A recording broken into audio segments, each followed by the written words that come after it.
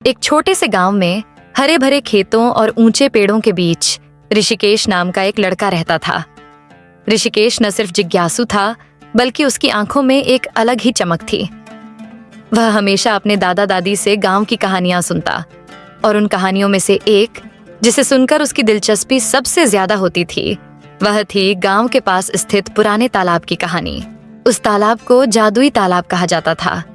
गांव के बुजुर्ग कहते थे कि उस तालाब के भीतर एक मछली रहती है जो न सिर्फ सुंदर है बल्कि जादू की भी मालिक है। लोग मानते थे कि वह मछली अपनी मर्जी से ही किसी को दिखाई देती है, और अगर वह किसी से मिलती है तो उसे वरदान देकर जाती है। लेकिन किसी ने उसे कभी देखा नहीं था, इसलिए लोग इसे महज एक कहानी मानते थे।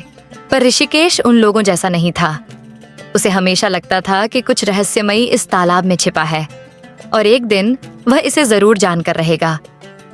उसके दोस्तों ने उसे बहुत बार कहा कि इस तालाब के पास मत जाओ, वहां कुछ नहीं है सिवाय डरावनी कहानियों के।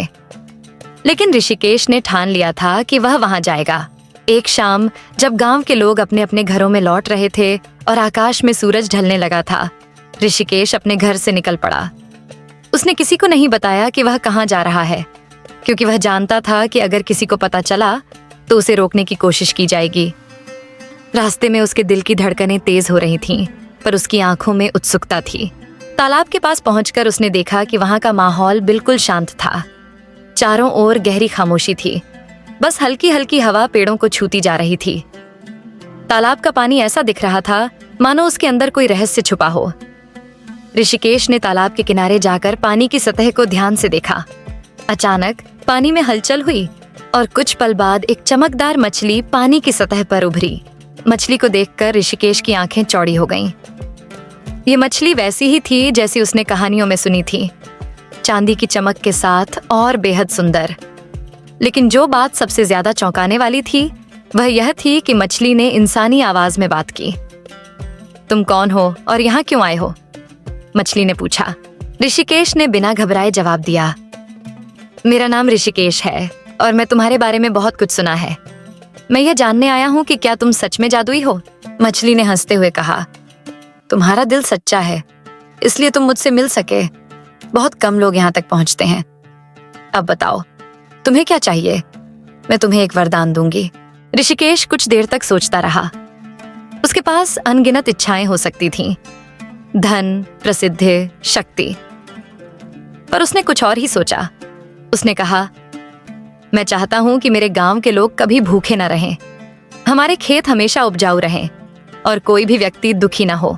मछली ने मुस्कुराकर कहा, तुम्हारी इच्छा बहुत नेक है ऋषिकेश, मैं इसे पूरा करूंगी। इस तालाब का पानी अब कभी नहीं सूखेगा और यह पानी हमेशा तुम्हारे गांव के खेतों को सींचता रहेगा।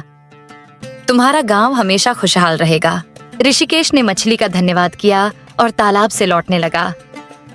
तालाब के पानी में फिर से हलचल हुई और मछली अदृश्य हो गई। जब वह वापस गांव पहुंचा तो उसे महसूस हुआ कि कुछ बदल चुका है।